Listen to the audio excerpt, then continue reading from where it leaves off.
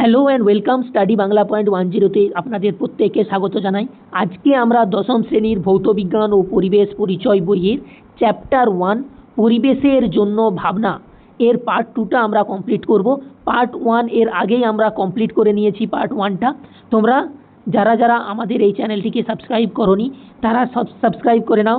আমাদের এখানে ভৌতবিজ্ঞান, জীবনবিজ্ঞান, ইতিহাস আর ভূগোল এই 4টি বিষয় একদম পুরোপুরি তোমরা কমপ্লিট করবে। তো তোমরা যারা এই চ্যানেলটিকে সাবস্ক্রাইব করোনি তারা সাবস্ক্রাইব করে রাখো। তোমরা 4টা বিষয় একেবারে কমপ্লিট করে নেবে, আর তোমাদেরকে তার বাইরে আর কিছুই পড়তে হবে না। ঠিক আছে, তাহলে সেশনটি শুরু করছি। দেখো, এর আগে আমরা বায়ুমণ্ডলের গঠন সম্পর্কে পড়ে নিয়েছিলাম। এবার দ্বিতীয় পার্টে আমরা কমপ্লিট করে নেব শক্তির যথাযথ ব্যবহার। স্থিতিশীল উন্নয়নে শক্তিগুলো আমাদের কিভাবে ব্যবহার করা হয়। এখানে শক্তি বলতে কিসের কথা বলা হচ্ছে? এখানে শক্তি বলতে বলা হচ্ছে তোমার জীবাশ্ম জ্বালানি যে সমস্ত রয়েছে, যেমন কয়লা, পেট্রোলিয়াম, যে সমস্ত খনিজ তেল রয়েছে, তারপরে প্রাকৃতিক গ্যাস, সিএনজি এবং নানা রকমের অপ্রচলিত শক্তি যেমন জলবিদ্যুৎ, তাপবিদ্যুৎ, তারপরে সৌরশক্তি, এই সমস্ত যে সমস্ত জিনিস রয়েছে সেইগুলির ব্যাপারে আমরা একে একে করে জেনে নেব। তাহলে শুরু করি। দেখো, সবার আগে আসছে জীবাশ্ম জ্বালানি কাকে বলছি আমরা না। প্রাকৃতিক বিপর্যয়ের ফলে মাটির নিচে উদ্ভিদ ও প্রাণী চাপা পড়ে। লক্ষ লক্ষ বছর ধরে সেগুলি ভূ অভ্যন্তরে চাপ, তাপ এবং ব্যাকটেরিয়া দ্বারা পচনের ফলে ক্রমে রাসায়নিকভাবে পরিবর্তিত হয়ে কয়লা, পেট্রোলিয়াম ও প্রাকৃতিক গ্যাস প্রভৃতি জ্বালানিতে রূপান্তরিত হয়। এই সব জ্বালানিগুলিকে বলা হয় জীবাশ্ম জ্বালানি। তাহলে প্রাকৃতিক বিপর্যয়ের ফলে, যেমন ভূমিকম্প হলো, সেই ভূমিকম্পের ফলে আমাদের মাটির নিচে গাছপালা, পশু পাখি সেগুলি যদি চাপা পড়ে যায়, সেই চাপা পড়ে গিয়ে লক্ষ লক্ষ বছর ধরে চাপে আর তাপে এবং ব্যাকটেরিয়া দ্বারা সেখানে ক্ষয়প্রাপ্ত হওয়ার ফলে সেটি পচে গিয়ে রাসায়নিক বিক্রিয়ায় কী হয় না, জীবাশ্ম জ্বালানির সৃষ্টি করে। ঠিক আছে, এবার যে সমস্ত জীবাশ্ম জ্বালানি রয়েছে তার একটি জিনিস রয়েছে তাপন মূল্য। মানে তাপন মূল্য কী জিনিস সেটা একটু জেনে নেব। দেখো, একক ভরের কোনো কঠিন বা তরল জ্বালানির অথবা এসটিপিতে একক আয়তনের কোনো গ্যাসীয় জ্বালানির সম্পূর্ণ দহনে যে পরিমাণ তাপশক্তি উৎপন্ন হয় তাকে আমরা বলবো সেই জ্বালানির তাপন মূল্য বা ক্যালোরিফিক মান। তাহলে ক্যালোরিফিক মানটা কি আমরা দেখো না, একক ভরের একটি কঠিন পদার্থ বা তরল পদার্থ তাকে থেকে আমরা যদি স্ট্যান্ডার্ড টেম্পারেচার অ্যান্ড প্রেসারে আমরা সেই গ্যাসীয় জ্বালানি যখন সম্পূর্ণ দহন হবে, সেই দহনের দ্বারা যেটুকু তাপশক্তি উৎপন্ন হবে, একক ভরের কোনো কঠিন পদার্থ পুড়লে এসটিপিতে যে পরিমাণ তাপশক্তি নির্গত হবে সেই পরিমাণ তাপশক্তিকে বলা হবে সেই জ্বালানির তাপন মূল্য বা ক্যালোরিফিক মান, ইংরেজিতে ক্যালোরিফিক মান। এবার দেখো, তাপন মূল্য মাপার একক কি? তাপন মূল্য মাপার একক হলো এসআই পদ্ধতিতে জুল পার কেজি। তাহলে তাপন মূল্য মাপার এসআই একক কি না, জুল পার কেজি। আর তাপন মূল্যের সিজিএস একক হলো ক্যালোরি পার গ্রাম। তাহলে ক্যালোরি পার গ্রাম হলো তাপন মূল্যের সিজিএস একক, আর এসআই একক হলো জুল পার কেজি। এইবার জানবো তাপন মূল্যের গুরুত্বগুলি কী কী। তাপন মূল্যের যে গুরুত্বপূর্ণ জ্বালানিগুলি রয়েছে সেই গুরুত্বপূর্ণ জ্বালানিগুলি কয়লা, পেট্রোলিয়াম, এদের তাপন মূল্য কেমন সেগুলি জেনে নেব। দেখো, বিভিন্ন প্রকার যে কয়লা রয়েছে তার তাপন মূল্য কতটি না, কয়লার মূল উপাদান কি না, কার্বন। কয়লার মূল উপাদান হলো কার্বন। এই কয়লার মধ্যে কার্বনের পরিমাণ যত বেশি হয় সেই কয়লার তাপন মূল্য তত বেশি। যে কয়লার মধ্যে কার্বনের ভাগ সব বেশি থাকবে সেই কয়লার তাপন মূল্য তত বেশি হবে। ঠিক আছে, দেখো কয়লার প্রকারভেদ যদি আমরা করি, 4 প্রকারের প্রধানত কয়লা পাওয়া যায়। ঠিক আছে, সেই 4 প্রকার কয়লার মধ্যে সবার থেকে উৎকৃষ্ট মানের কয়লা যেটি অ্যান্থ্রাসাইট, তাতে 90 থেকে 98% কার্বন থাকে। তার তাপন মূল্য 32,500 থেকে 34,000 কেজি জুল পার কেলভিন। ঠিক আছে, বিটুমিনাসে কার্বনের পরিমাণ 83 থেকে 93%, সেখানে 17,000 থেকে 23,250 আমাদের তাপন মূল্য। লিগনাইটে তাপন মূল্য কত না, সেখানে কার্বনের পরিমাণ কিছুটা কমে যাচ্ছে 70 থেকে 73, তাই সেখানকার তাপমাত্রা আমরা তাপন মূল্য পাচ্ছি 15,000 কিলো জুল পার কেজি। আর পিট কয়লা যেটি সব থেকে নিকৃষ্ট মানের কয়লা, সেই পিট কয়লার আমার তাপন মূল্য কত পাচ্ছি না, 7,000 কিলো জুল পার কেজি। কার্বনের পরিমাণ 55 থেকে 60% থাকে। ঠিক আছে, এইবার আসবো দ্বিতীয় যে জীবাশ্ম জ্বালানি রয়েছে সেটি হলো পেট্রোলিয়াম। পেট্রোলিয়াম থেকে কতটা তাপন মূল্য প্রাপ্ত হয় দেখো, ভূগর্ভ থেকে যে তরল জ্বালানি তোলা হয় তাকে আমরা বলবো পেট্রোলিয়াম। তাহলে ভূগর্ভ থেকে যে তরল জ্বালানি তোলা হবে তাকে আমরা কি বলবো? পেট্রোলিয়াম বলবো। আংশিক পাতন প্রক্রিয়ার সাহায্যে অশোধিত পেট্রোলিয়ামের অন্তর্গত বিভিন্ন যৌগকে পৃথক করে ভিন্ন ক্ষেত্রে জ্বালানি হিসেবে ব্যবহার করা হয়। ঠিক আছে, যে অশোধিত পেট্রোলিয়াম রয়েছে সেই অশোধিত পেট্রোলিয়ামকে বিভিন্নভাবে শোধন করে জ্বালানি হিসেবে ব্যবহার করা হয়। পেট্রোলিয়াম নামকরণ হয়েছে দুটি গ্রিক শব্দ থেকে। একটা হলো আমাদের পেট্রা, যার অর্থ হলো রক। তাহলে পেট্রা শব্দের অর্থ কি? রক, যাকে বলা হয় শিলা। আর একটি রয়েছে ওলিয়াম। ওলিয়াম কথার অর্থ কি? অয়েল, তেল। ঠিক আছে, এই দুটি শব্দ থেকে আমাদের পেট্রোলিয়াম শব্দটি এসেছে, যেটি হলো গ্রিক শব্দ। এই কারণে পেট্রোলিয়ামকে অনেক সময় রক অয়েল বা মিনারেল অয়েল বলা হয়। তাহলে পেট্রোলিয়ামকে আমরা কি বলছি? রক অয়েল বা মিনারেল অয়েল। ঠিক আছে, পেট্রোলিয়ামের তাপন মূল্য কেমন দেখে নেব। দেখো, পেট্রোলিয়াম যে পাওয়া যায় সেই পেট্রোলিয়াম যে গ্যাস, পেট্রোলিয়াম থেকে গ্যাস যে পাওয়া যায়, গ্যাসের তাপন মূল্য কত? 50,000 কিলোজুল পার কেজি। ঠিক আছে, পেট্রোল বা গ্যাসোলিন যাকে বলা হয়, গ্যাসোলিন বা পেট্রোল, সেই যেগুলো আমাদের মোটর বাইকে থাকি, তার তাপন মূল্য 48,000 কিলো পার কেজি। তাহলে 1 কেজি যদি আমার পেট্রোল পুড়ে তাহলে কত? না, 1 কিলো জুল পার কেলভিন, আমাদের 48,000 জুল আমাদের তাপমূল্য পাওয়া যাবে। কেরোসিনের থেকে 46,200, ডিজেল থেকে 44,800, রান্নার যে গ্যাস রয়েছে এলপিজি, আমাদের লিকুইফাইড পেট্রোলিয়াম গ্যাস রয়েছে, তা থেকে আমাদের 50,000 আমাদের কিলো জুল পার কেলভিন পাওয়া যায়। আর সিএনজি, যেগুলি কম্প্রেসড ন্যাচারাল গ্যাস। এলপিজির পুরো নাম আমরা কি জানছি তাহলে? এলপিজির পুরো নাম হচ্ছে এল মানে লিকুইফাইড পেট্রোলিয়াম গ্যাস। ঠিক আছে, আর আমাদের সিএনজির কি পুরো নাম জানছি না? সিএনজির পুরো নাম হচ্ছে কম্প্রেসড ন্যাচারাল গ্যাস। ঠিক আছে, এবার দেখো, যে কম্প্রেসড ন্যাচারাল গ্যাস রয়েছে তার তাপন মূল্য কত, যাকে আমরা প্রাকৃতিক গ্যাস বলছি। পেট্রোলিয়াম খনিতে পেট্রোলিয়ামের ওপর এবং কোনো খনিতে শুধুমাত্র যে গ্যাসীয় পদার্থ সঞ্চিত থাকে সেই গ্যাসীয় পদার্থকে প্রাকৃতিক গ্যাস বলে। তাহলে প্রাকৃতিক গ্যাস আমরা কাকে বলছি? পেট্রোলিয়াম খনিতে যে গ্যাসগুলি আমরা পাবো, সেই গ্যাসগুলি যে সঞ্চিত থাকে সেই গ্যাসীয় পদার্থকে আমরা কি বলবো? প্রাকৃতিক গ্যাস। এর প্রধান উপাদান হলো মিথেন। তাহলে প্রাকৃতিক গ্যাসের প্রধান উপাদান মিথেন। তাহলে প্রাকৃতিক গ্যাসে কত পার্সেন্ট আমার মিথেন থাকে? 80 থেকে 90% মিথেন থাকে।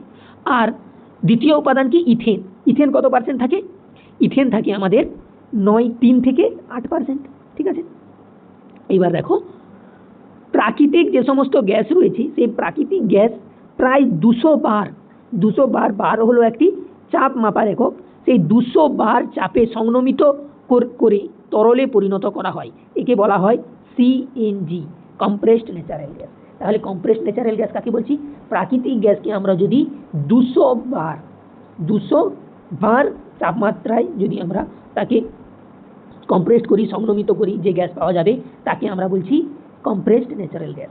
এবার দেখো, আদর্শ জ্বালানি আমরা কাকে বলছি তার বৈশিষ্ট্যগুলি দেখো। আদর্শ জ্বালানি হলো সেই জ্বালানি যেটি সহজলভ্য আর নিরাপদ আর ব্যবহারযোগ্য হবে, সেই জ্বালানিকে আমরা বলবো আদর্শ জ্বালানি। কম জ্বলনাঙ্ক হতে হবে। আদর্শ জ্বালানির জ্বলনাঙ্ক কত হতে হবে? খুব কম হতে হবে। উচ্চ তাপন মূল্য বিশিষ্ট হতে হবে। আদর্শ জ্বালানি তার তাপন মূল্য অনেক বেশি হতে হবে। দূষণ সেটা থেকে কম হবে, কম দূষণ সৃষ্টিকারক হতে হবে, তখনই আমরা তাকে বলবো আদর্শ জ্বালানি। ঠিক আছে, এবার দেখো, সেখানে জলীয় বাষ্প সেটি মুক্ত হতে হবে। যেমন প্রাকৃতিক গ্যাস যেগুলি রয়েছে সিএনজি আর এলপিজি, এই সিএনজি আর এলপিজি লিকুইফাইড পেট্রোলিয়াম গ্যাস আর কম্প্রেসড ন্যাচারাল গ্যাস, এই গ্যাসগুলি আমাদের আদর্শ গ্যাসের মধ্যে পড়বে। ঠিক আছে, এবার দেখো, জীবাশ্ম জ্বালানি সংরক্ষণ যে আমরা করব তার কোনো প্রয়োজনীয়তা রয়েছে কি?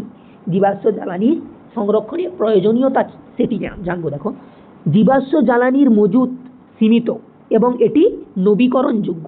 জীবাশ্ম জ্বালানি যেটি রয়েছে সেটি কি হয় না, এক সময় সেটি ব্যবহার করার পর সেটি শেষ হয়ে যাবে, আর সেটি নবীকরণযোগ্য নয়। এটি নবীকরণযোগ্য নয়। এটি একসময় শেষ হয়ে যাবে, আবার একে নতুন করে তৈরি করা যাবে না, তাই একে আমাদেরকে সংরক্ষণ করতে হবে। ঠিক আছে, তাই একে আমরা সংরক্ষণ আমাদের করতে হবে। দ্বিতীয়ত কি রয়েছে, জনসংখ্যা বৃদ্ধি ও সভ্যতার অগ্রগতির ফলে বর্তমানে উদ্বেগজনক হারে জীবাশ্ম জ্বালানির ব্যবহার করলে এর মজুদ শেষ হয়ে যাবে। এর ফলে শক্তি সংকট সৃষ্টি হতে পারে। যত জনসংখ্যা আমাদের বৃদ্ধি পাচ্ছে ধীরে ধীরে, এইরকম যদি জনসংখ্যা বৃদ্ধি পেতে থাকে তাহলে জীবাশ্ম জ্বালানিও আমাদের বেশি বেশি বাড়বে। এর ফলে যত জীবাশ্ম জ্বালানি রয়েছে, কয়লা, পেট্রোলিয়াম, খনিজ তেল, এগুলি একসময় শেষ হয়ে যাবে, তখন আমাদের শক্তি সংকটের মধ্যে পড়তে হবে। তাই আমাদের উচিত জীবাশ্ম জ্বালানিকে সংরক্ষণ করা। ঠিক আছে, এরপরে দেখো, জীবাশ্ম জ্বালানির অধিকতর ব্যবহার উৎপন্ন হয় কি না, গ্রিন হাউস গ্যাস, যেমন কার্বন ডাইঅক্সাইড, নাইট্রোজেন ডাইঅক্সাইড, এই সমস্ত ক্ষতিকারক গ্যাসগুলি উৎপন্ন হয়, যার ফলে বিশ্ব উষ্ণায়ন ঘটে, পৃথিবী উত্তপ্ত হয়। বিশ্ব উষ্ণায়নের ঘটনা আমরা কালকেই পার্ট 1-এ কমপ্লিট করে নিয়েছি। যারা সেই ভিডিওটা দেখোনি তারা গিয়ে সেই ফার্স্ট পার্টটা কমপ্লিট করে নাও। ঠিক আছে, এবার দেখো, কিছু পরিমাণ জীবাশ্ম জ্বালানি মজুত রাখা প্রয়োজন, যাতে এর সীমিত ব্যবহার দ্বারা কিছুটা সময় পাওয়া যায়। তাহলে জীবাশ্ম জ্বালানি তো এক সময় শেষ হয়ে যাবে, কিন্তু ধীরে ধীরে আমরা যদি সেগুলিকে সঞ্চয় করি তাহলে জীবাশ্ম জ্বালানির আমরা বেশি দিন পর্যন্ত ব্যবহার করতে পারবো। এই জন্য জীবাশ্ম জ্বালানিকে সংরক্ষণ করা প্রয়োজন। এইবার আসবো স্থিতিশীল বৃদ্ধি বা স্থিতিশীল উন্নয়ন আমরা কাকে বলবো, সাস্টেনেবল গ্রোথ অ্যান্ড ডেভেলপমেন্ট আমরা কাকে বলছি। সবার আগে দেখি স্থিতিশীল উন্নয়ন জিনিসটা কি না, যে উন্নয়নমূলক কর্মসূচি গ্রহণের মাধ্যমে প্রাকৃতিক সম্পদের পরিমিত ও যথাযথ ব্যবহার এবং পরিবেশ বান্ধব প্রযুক্তি বা কৌশলের সুদক্ষ প্রয়োগের মাধ্যমে বর্তমান জীবনযাত্রার মানোন্নয়ন ও ভবিষ্যৎ জন্মের জন্য প্রাকৃতিক সম্পদকে সুরক্ষিত করে মানবজাতির সার্বিক উন্নয়ন করা যায়, তাকে আমরা বলবো স্থিতিশীল উন্নয়ন। তাহলে স্থিতিশীল উন্নয়ন আমরা কাকে বলছি না, যে সমস্ত কর্মসূচি গ্রহণ করে আমরা সম্পদের যথাযথ ব্যবহার করতে পারবো আর পরিবেশ বান্ধব, পরিবেশের অনুকূল করে আমরা সুদক্ষ সেই শক্তিগুলোকে প্রয়োগ করে আমরা জীবনযাত্রার মান আর আমাদের ভবিষ্যৎ প্রজন্মের জন্য শক্তি সম্পদকে সুরক্ষিত করে রাখতে পারবো, সেটাকেই আমরা বলবো স্থিতিশীল উন্নয়ন। ঠিক আছে, এবার দেখো স্থিতিশীল উন্নয়নের মূল লক্ষ্যগুলি কি। স্থিতিশীল উন্নয়নের মূল লক্ষ্য কি, দেখো, ভবিষ্যৎ প্রজন্মের জন্য নিজস্ব চাহিদা মেটানোর সামর্থ্যকে ব্যাহত না করে বর্তমানে প্রজন্মের চাহিদা পূরণ। তাহলে ভবিষ্যতে যে সমস্ত আমাদের প্রজন্ম আসতে চলেছে, যে সমস্ত আমাদের প্রজন্মের যে সমস্ত আসছে, তাদের আমাদের কোনো রকম ক্ষতি না করি বর্তমানে যে সমস্ত আমাদের চাহিদা রয়েছে তার পূরণ করা, এটাই হলো স্থিতিশীল উন্নয়নের লক্ষ্য। পৃথিবীর প্রাকৃতিক উৎসের সীমার মধ্যে বর্তমান ও ভবিষ্যতের পরিবেশগত, অর্থনৈতিক ও সামাজিক উন্নতি ঘটানো। তাহলে পৃথিবীর প্রাকৃতিক উৎসের সীমার বর্তমান এবং ভবিষ্যৎগত পরিবেশ আর অর্থনৈতিক সামাজিক উন্নয়ন ঘটানো হলো স্থিতিশীল উন্নয়নের লক্ষ্য। ঠিক আছে, এবার দেখো স্থিতিশীল উন্নয়নের জন্য কি কি পদক্ষেপ আমাদের নেওয়া উচিত। স্থিতিশীল উন্নয়নের জন্য অনবীকরণযোগ্য শক্তির ব্যবহার কমানো উচিত। ঠিক আছে, অনবীকরণযোগ্য শক্তি কাদের বলা হচ্ছে, যে সমস্ত শক্তি এক সময় শেষ হয়ে যাবে, সেটি এক সময় নিঃশেষ হয়ে যাবে। যেমন কয়লার যে ভান্ডার রয়েছে, সেই কয়লার ভান্ডার এক সময় শেষ হয়ে যাবে, তাহলে তাই কয়লা হলো একটাই অনবীকরণযোগ্য শক্তি। এই কয়লা থেকে নতুন করে শক্তি উৎপন্ন করা আর যাবে না। তারপরে দেখো নবীকরণযোগ্য শক্তি এবং বিভিন্ন অপ্রচলিত শক্তি, যেমন সৌরশক্তি, বায়ু শক্তি, জোয়ার ভাটা শক্তি, ভূতাপ শক্তি, বায়োমাস ইত্যাদি শক্তি ব্যবহার আমাদের বাড়ানো উচিত। ঠিক আছে, এই কোন কোন শক্তি আমাদের বাড়াতে হবে, যে সমস্ত অপ্রচলিত শক্তি রয়েছে, বর্তমানে প্রচলিত নয়, সেই শক্তিগুলো, যেমন সৌরশক্তি, বায়ু শক্তি, জোয়ার ভাটা শক্তি, এগুলি কখনোই শেষ হবে না যতদিন পৃথিবী বাঁচবে। সূর্য রয়েছে, বায়ু প্রবাহিত হবে, জোয়ার ভাটা খেলতে থাকবে, তাই এই সমস্ত শক্তিগুলিকে আমাদের ব্যবহার করতে হবে। বর্জ্য পদার্থের পুনর্ব্যবহার করতে হবে।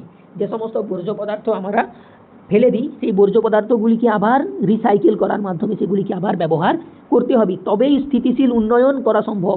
পরবর্তী প্রজন্মের জন্য একটি সুস্থ স্বাভাবিক পরিবেশ তাদেরকে দেওয়া তবেই সম্ভব হবে। উন্নত প্রযুক্তি ব্যবহার করে শিল্প কারখানা ও যানবাহনের ইঞ্জিনের কর্মদক্ষতা বৃদ্ধি করতে হবে, যাতে সেই যানবাহনের যে সমস্ত ইঞ্জিন রয়েছে সেই ইঞ্জিন থেকে আমাদের কর্মদক্ষতা বেশি পাওয়া যায় কিন্তু দূষণ কম হয়, তার উপরে আমাদের উন্নত প্রযুক্তির ব্যবহার করতে হবে। তার জন্য বর্তমানে যে সমস্ত গাড়ি রয়েছে তাতে BS6 ইঞ্জিনের ব্যবহার করা হচ্ছে, যা খুব কম পরিমাণে আমাদের দূষণ করবে। আর কি করতে হবে না, স্থিতিশীল উন্নয়নের জন্য আমাদেরকে দূষণকে নিয়ন্ত্রণ করতে হবে। পরিবেশ দূষণ যদি হয় তাহলে আমাদের পরবর্তী প্রজন্মের জন্য আমরা কি রেখে যাব, আমরা ভেবে দেখেছি? তাহলে আমাদের কি করতে হবে, দূষণ নিয়ন্ত্রণ করতে হবে, যাতে দূষণ না হয় তার উপরে আমাদেরকে নজর রাখতে হবে। ঠিক আছে, এইবার দেখব অচিরাচরিত শক্তি বা অপ্রচলিত শক্তি আমরা কাকে বলছি।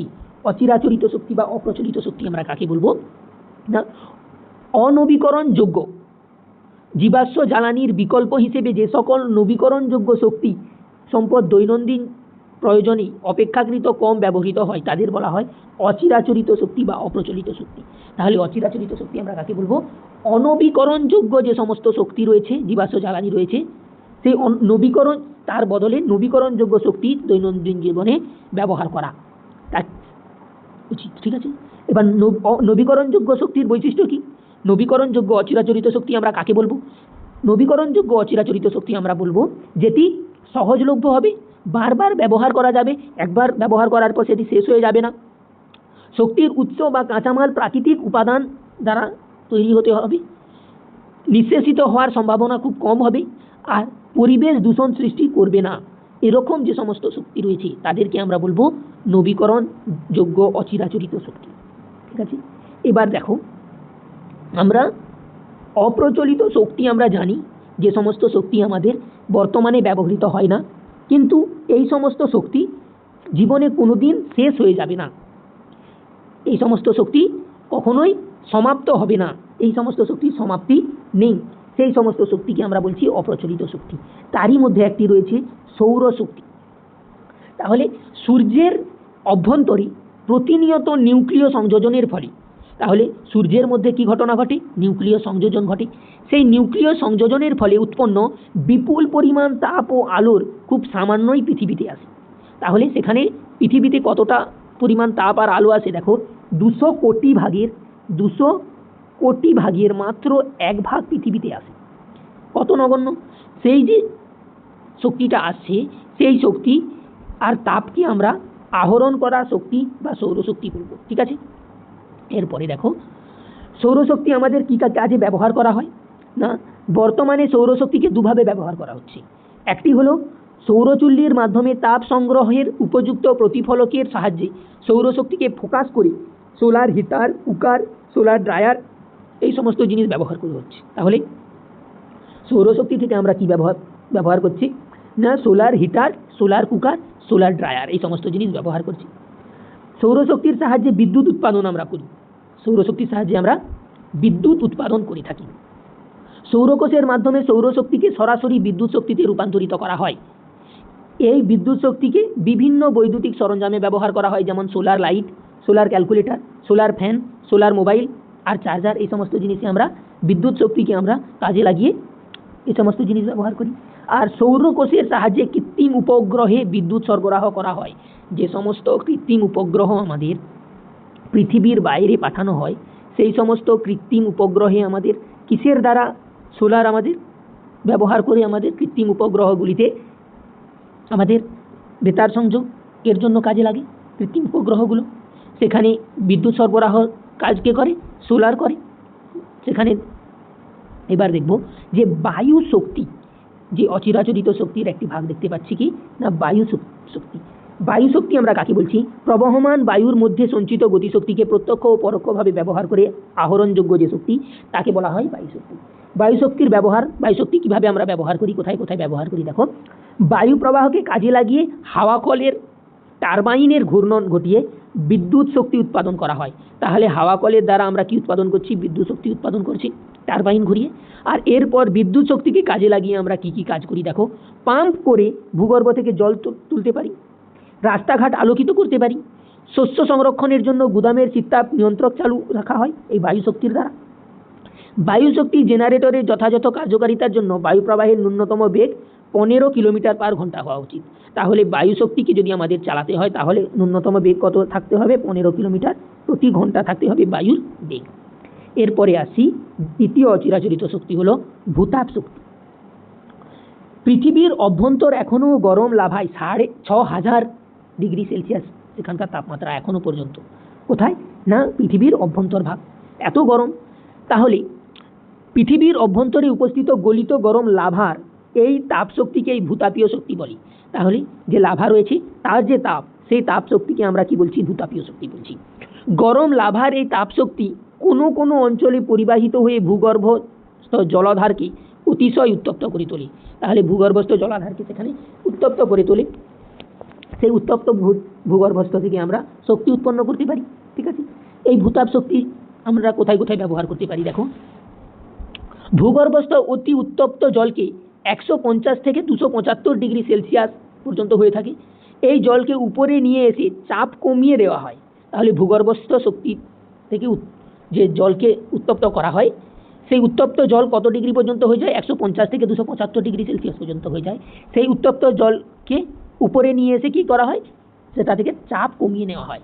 চাপ কমিয়ে নেওয়ার ফলে প্রচুর পরিমাণে অতি উত্তপ্ত স্টিম উৎপাদন হয়। তাহলে কোনো বস্তু থেকে যদি জল থেকে যখন চাপ কমিয়ে নেওয়া হবে, সেটা থেকে কি হবে? বাষ্পে পরিণত হবে, প্রচুর পরিমাণে স্টিম উৎপন্ন হবে। ঠিক আছে, প্রচুর পরিমাণে স্টিম যখন উৎপন্ন হচ্ছে, এই স্টিমের সাহায্যে টারবাইনকে ঘুরিয়ে বিদ্যুৎ উৎপাদন করা হয় এবং বিদ্যুৎকে বিভিন্ন কাজে ব্যবহার করা হয়। এবার দেখো জোয়ার ভাটা শক্তি আমরা কিভাবে ব্যবহার করছি।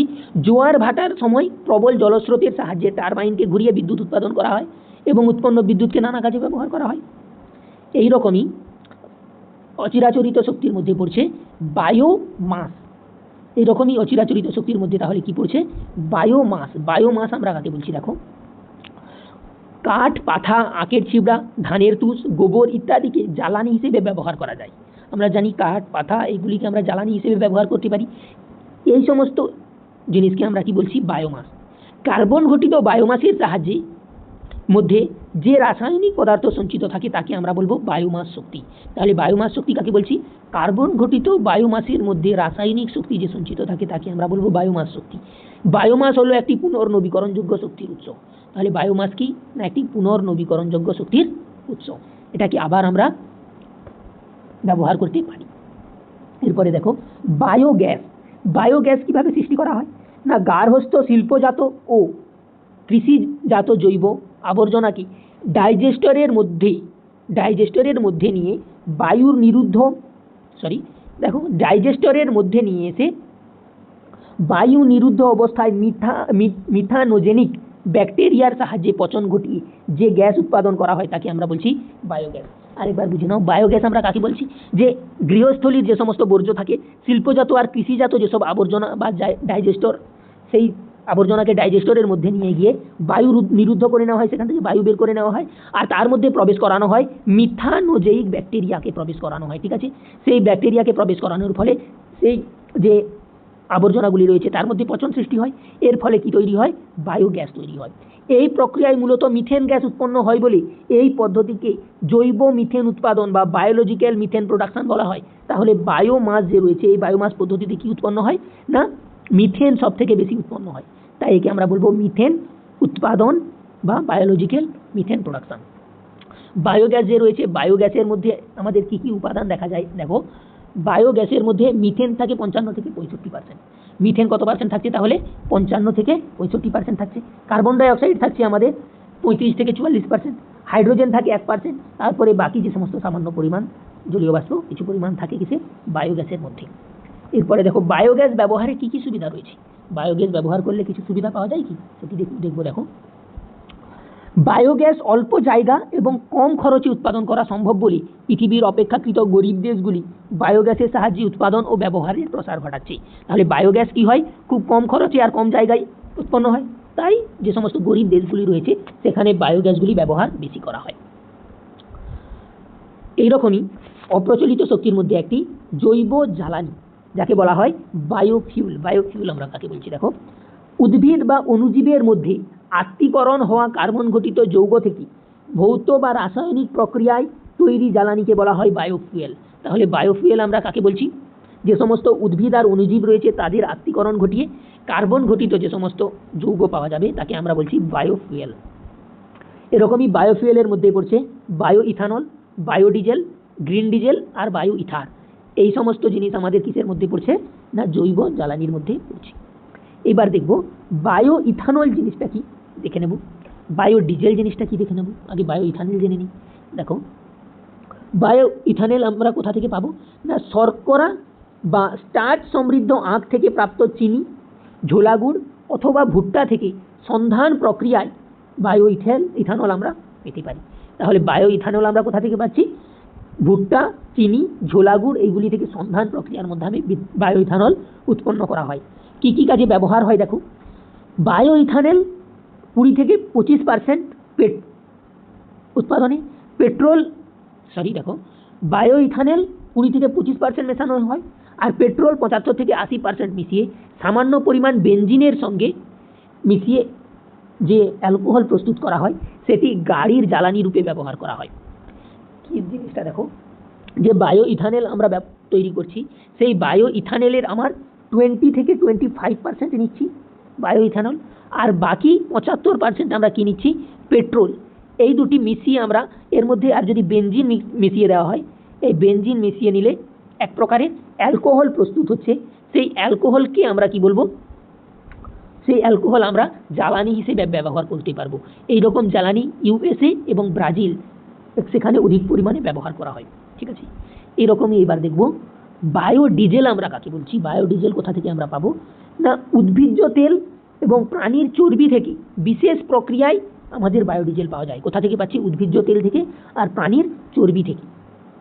জ্যাট্রোফা কার্কাস গাছের বীজ থেকে তৈরি তেলের প্রক্রিয়ার মাধ্যমে বায়োডিজেল তৈরি করা হয়। ভারতবর্ষে আমাদের দেশে এটি খুব বেশি প্রচলিত। কোথায়? কোন গাছের বীজ থেকে? না জ্যাট্রোফা কার্কাস, যাকে আমরা জ্যাট্রোফা গাছও বলে থাকি। তাহলে জ্যাট্রোফা কার্কাস এই যে গাছ রয়েছে তার বীজ থেকে আমরা বায়োডিজেল পেতে পারি। শ্যাওলা দ্বারা জাতীয় যে সমস্ত উদ্ভিদ রয়েছে এবং অন্যান্য অণুজীব প্রোটিন থেকে বায়োডিজেল তৈরি করা সম্ভব। ঠিক আছে, এবার দেখো কোথায় ব্যবহার করা যাবে এই বায়োডিজেলকে। বায়োডিজেল খনিজ ডিজেলের সঙ্গে মিশিয়ে ডিজেল ইঞ্জিন যানবাহনে জ্বালানি হিসেবে ব্যবহার করা হয়। তাহলে বায়োডিজেলকে আমরা খনিজ ডিজেলের সঙ্গে মিশিয়ে ডিজেল ইঞ্জিনযুক্ত যানবাহনে জ্বালানি হিসেবে ব্যবহার করতে পারি। ডিজেল জেনারেটরে চালাতে ব্যবহার করা হয়। এই বায়োডিজেলকে আমরা জেনারেটর চালাতে ব্যবহার করতে পারি। দেখো, কয়লা খনি যে রয়েছে, কয়লা খনিতে মিথেন গ্যাস পাওয়া যায়। এই মিথেন গ্যাস কীভাবে কি জিনিসটা আমরা দেখে নেব। দেখো, কয়লা খনিতে কয়লার কঠিন স্তরের মধ্যে যে মিথেন গ্যাস অধিশোষিত অবস্থায় থাকে তাকে আমরা বলবি কয়লা খনির মিথেন। ঠিক আছে, বা কোলবেড মিথেন বলা হয়। এটি প্রাকৃতিক গ্যাসের একটি রূপ। এতে সামান্য পরিমাণ কার্বন ডাই অক্সাইড থাকে। তাহলে কয়লা খনির মধ্যে যে মিথেন গ্যাস পাওয়া যায় তাকে কোলবেড মিথেন বলা হয়। এটি প্রাকৃতিক গ্যাসের একটি রূপ, আর এতে সামান্য পরিমাণ কার্বন ডাই অক্সাইড থাকে। এর মধ্যে শরীর ও পরিবেশের পক্ষে খুব ক্ষতিকারক গ্যাস থাকে, যেটি হলো হাইড্রোজেন সালফাইড H2S। তাহলে এই যে মিথেন গ্যাস রয়েছে এতে ক্ষতিকারক কোনো গ্যাস থাকে না। ঠিক আছে, তাই একে আমরা কি বলছি? সুইট গ্যাস বলছি। তাহলে কয়লা খনির মধ্যে যে মিথেন গ্যাস পাওয়া যাচ্ছে সেই মিথেন গ্যাস অধিশোষিত অবস্থায় থাকে বলে কয়লা খনির এই মিথেন গ্যাসে কোনো রকম ক্ষতিকর হয় না, তাই একে আমরা কি বলবো? Sweet gas. তাহলে সুইট গ্যাস কাকে বলছি আমরা বোঝা গেল। এবার দেখো কয়লা খনি থেকে মিথেন গ্যাস আমরা কিভাবে পাবো, আহরণ করা হয়। দেখো, প্রথমে একটি স্টিলের ফাঁপা পাইপ ভূপৃষ্ঠের নিচে 100 থেকে 1500 মিটার গভীরতায় অবস্থিত কয়লার স্তরে প্রবেশ করানো হয়। তাহলে পৃথিবীতে যে কয়লার স্তর রয়েছে সেই কয়লার স্তরে আমরা কি করছি? আমরা সেখানে 100 মিটার গভীরে, 100 থেকে 1500 মিটার গভীরে একটি পাইপ প্রবেশ করাচ্ছি। সেই পাইপ প্রবেশ করানোর ফলে দ্বিতীয় যে স্তর রয়েছে সেখানে এর কয়লা স্তরে উপর থেকে পাম্পের সাহায্যে জলকে সেখানে প্রবেশ করানো হয়। সেই জল প্রবেশ করার ফলে উপরে জলকে বের করে উপরে আনা হয়। ঠিক আছে, এর ফলে কয়লা স্তরের উপর চাপ হ্রাস পায় এবং কয়লা স্তরে অধিশোষিত মিথেন গ্যাস মুক্ত হয়ে পাইপের মধ্যে দিয়ে ভূপৃষ্ঠে আসে এবং একে সংগ্রহ করে জ্বালানি রূপে ব্যবহার করা হয়। তাহলে সবার আগে যে কয়লার স্তর রয়েছে সেই কয়লার স্তরে পাইপকে প্রবেশ করানো হয়। পাইপ প্রবেশ যখন করে যাবে তখন সেই কয়লা স্তরের ওপর পাম্পের সাহায্যে জলকে বাইরে বের করে নেওয়া হবে। বাইরে বের করে নেওয়ার ফলে কয়লা স্তরের চাপ কমে যাবে। চাপ কমে যাওয়ার ফলে মিথেন গ্যাস সেটি এই পাইপ দিয়ে মুক্ত করে বের করা হয়। ঠিক আছে, এরপরে আমরা দেখব যে মিথেন হাইড্রেট বা মিথেন গ্যাস আহরণ কী করে, ঠিক আছে, মিথেন গ্যাস কী করে পাওয়া যায়। তাহলে মিথেন হাইড্রেট যে রয়েছে সেখান থেকে আমরা মিথেন গ্যাস কী করে পাবো না, মিথেন হাইড্রেট হলো 4CH223H2O, এটা হলো তার মিথেন হাইড্রেটের সংকেত। এখান থেকে বিশেষ বরফের ন্যায় দেখতে কেলাসাকার সাদা কঠিন পদার্থ আছে, এর মধ্যে 13.4% মিথেন থাকে। তাহলে এই হাইড্রেটের মধ্যে, মিথেন হাইড্রেটের মধ্যে কত পরিমাণ আমাদের থাকে মিথেন না 13.4%। মিথেন হাইড্রেটকে আগুন বরফ বলা হয়। তাহলে আগুন বরফ কাকে বলা হচ্ছে, মিথেন হাইড্রেটকে আমরা বলবো আগুন বরফ। ঠিক আছে, এবার দেখো 1100 মিটার নিচে সমুদ্রের তলদেশে পাললিক শিলা স্তরের নিচে মিথেন হাইড্রেট পাওয়া যায়। মিথেন হাইড্রেট তাহলে কোথায় পাওয়া যাচ্ছে, 1100 মানে 1100 মিটার নিচে, সেখানে যদি যায় সেখানে সমুদ্রের তলদেশে পাললিক শিলা স্তরে আমরা মিথেন হাইড্রেটকে দেখতে পাবো। মিথেন হাইড্রেট থেকে মিথেন আহরণ কিভাবে, কোন পদ্ধতিতে করা হয় না, carbon die oxide গ্যাসকে methane hydrate স্তরে পাইপের সাহায্যে প্রবেশ করালে carbon die oxide gas methane hydrate থেকে মিথেনকে প্রতিস্থাপিত করে। তাহলে আমরা যদি কয়লার স্তরের মধ্যে মিথেন হাইড্রেটের মধ্যে যদি আমরা পাইপ প্রবেশ করাই, তার মধ্যে যদি কার্বন ডাই অক্সাইড গ্যাস প্রবেশ করায়, কার্বন ডাই অক্সাইড গ্যাস প্রবেশ করালে সে মিথেন হাইড্রেটকে কী করবে, প্রতিস্থাপিত করে মিথেন উৎপন্ন করবে। ঠিক আছে,